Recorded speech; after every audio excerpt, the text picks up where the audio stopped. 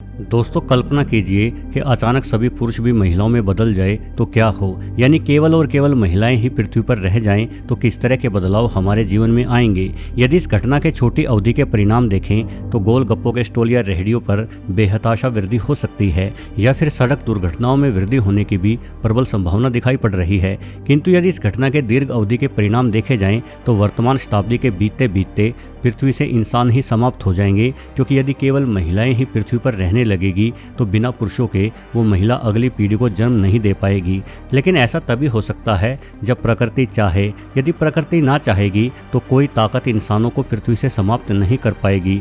आपने एवोल्यूशन प्रक्रिया के बारे में जरूर सुना होगा, पीढ़ी दर पीढ़ी आते बदलाव। इन बदलावों ने ही महिलाओं और पुरुषों जैसे लिंग स्थापित किए हैं। यदि पृथ्वी पर केवल महिलाएं ही शेष रहेगी तो क्या ऐसा हो सकता है कि कुछ महिलाओं में बदलाव आते हुए वे पुरुष बन जाएं। हालांकि एवोल्यूशन एक धीमी प्रक्रिया है, इसलिए इस तरह के बदलावों में हजारों पीढ़ियां बीत जाती हैं। यानी ऐसे बदलाव कुछ दशकों में घटित होना संभव नहीं है, या फिर हो सकता है कि संभव हो।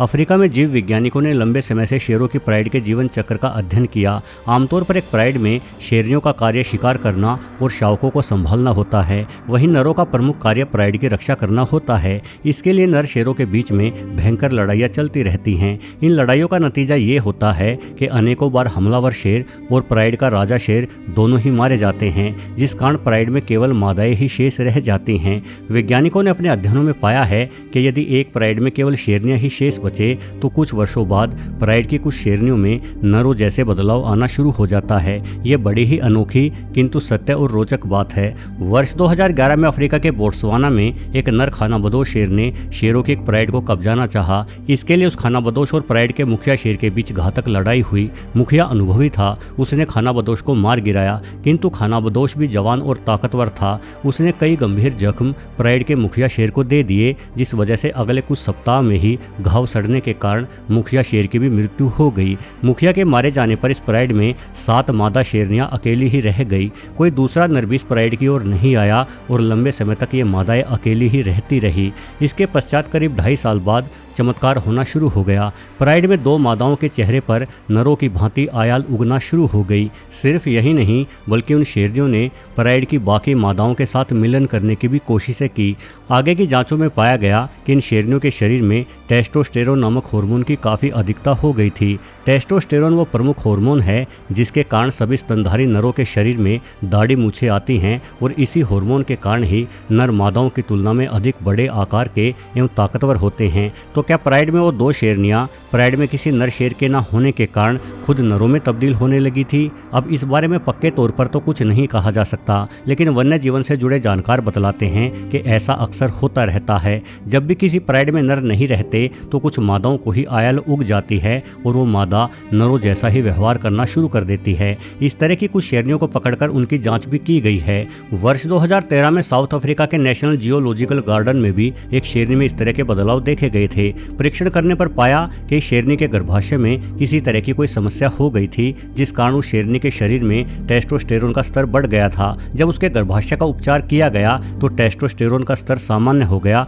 और शेरनी का व्यवहार भी वापस अन्य शेरनियों जैसा ही हो गया। किंतु ऐसा हमेशा नहीं होता। कई बार कुछ शेरनियों को कोई स्वास्थ्य संबंधी समस्या नहीं होती, किंतु इसके बावजूद भी अकेली पड़ने पर उनमें शेरों जैसा बदलाव आना शुरू हो जाता है। ऐसे में संभावना बनती है कि हो सकता है जरूरत पड़ने पर एवोल्यूशन प्रक्रिया तेज गति पकड़ लेती हो। ऐसे में यह भी हो सकता है कि पृथ्वी पर केवल महिलाओं के शेष रहने से कुछ महिला पुरुषों में बदल जाए। वास्तव में जीने की प्रवृत्ति के साथ साथ अपनी नस्ल को बचाए रखने की प्रवृत्ति भी सभी जीवों में आत्मिक और प्राकृतिक तौर पर पाई जाती है, और प्रकृति जीवन को बचाए रखने के लिए किसी भी प्रकार का बदलाव कर सकती है। वैसे दोस्तों, जहां तक शेरों की बात है तो शेरों में राज करने की जिद भी पैदाइशी तौर पर होती है। सिर्फ नर शेर ही नहीं अपितु मादाएं भी प्राइड पर राज करने की इच्छा रखती है। ऐसा अनेकों बार देखा गया है कि यदि किसी झुंड में कोई नर शेर नहीं रहता तो मादाएं खुद उस प्राइड की कमान संभाल लेती है। इसके पश्चात ये मादाएं मिलकर घुसपैठिया नर शेर को भी मार भगाती है। जरा इस वीडियो में देखिए, यहाँ ये शेरनियाँ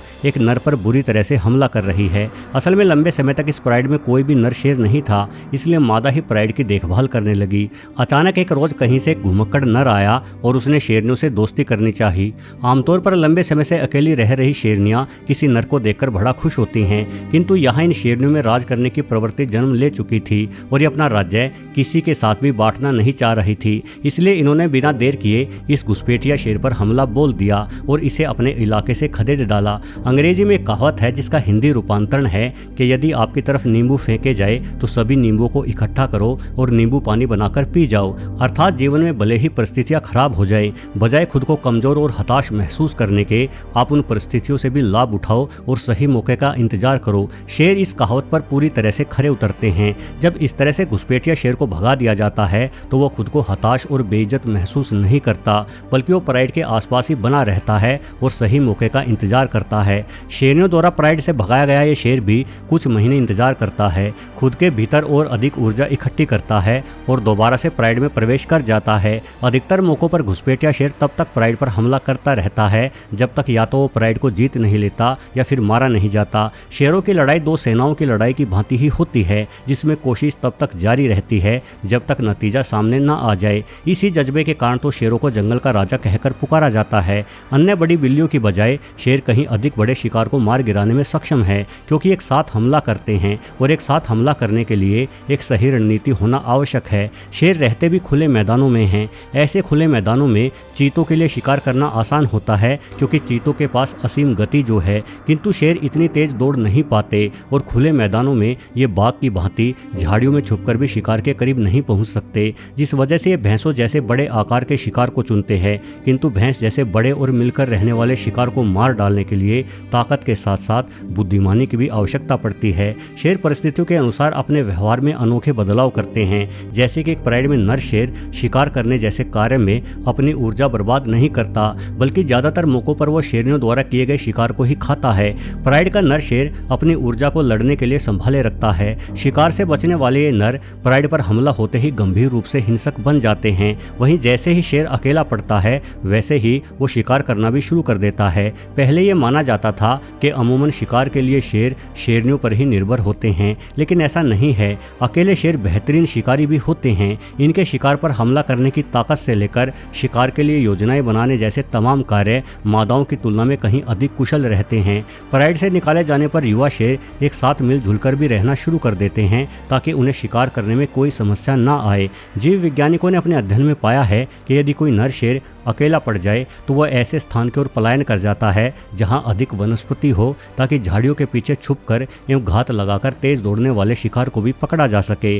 दोस्तों, वास्तव में जंगल में सबसे तगड़ा जानवर हाथी होता है। यदि हाथी को हटा दिया जाए तो हिप्पोपोटामस और गैंडे जैसे जानवर जंगल के सबसे ताकतवर जानवर कहलाएंगे। ये जानवर आसानी से किसी शेर को मार सकते हैं, किंतु इसके बावजूद भी शेर जंगल का राजा कहलाता है, जिसका सबसे बड़ा कारण है शेरों का नजरिया। एक शेर खुद को जंगल के राजा के रूप में ही देखता है। अपने राज्य को बचाने और राज्य के विस्तार के लिए शेर एक दूसरे के साथ लड़ाई लड़ते हैं। वास्तव में शेरों का निर्भीक स्वभाव और खुद को श्रेष्ठ साबित करने का नजरिया ही शेर को जंगल का राजा बना देता है। वीडियो देखने के लिए आपका बहुत बहुत धन्यवाद।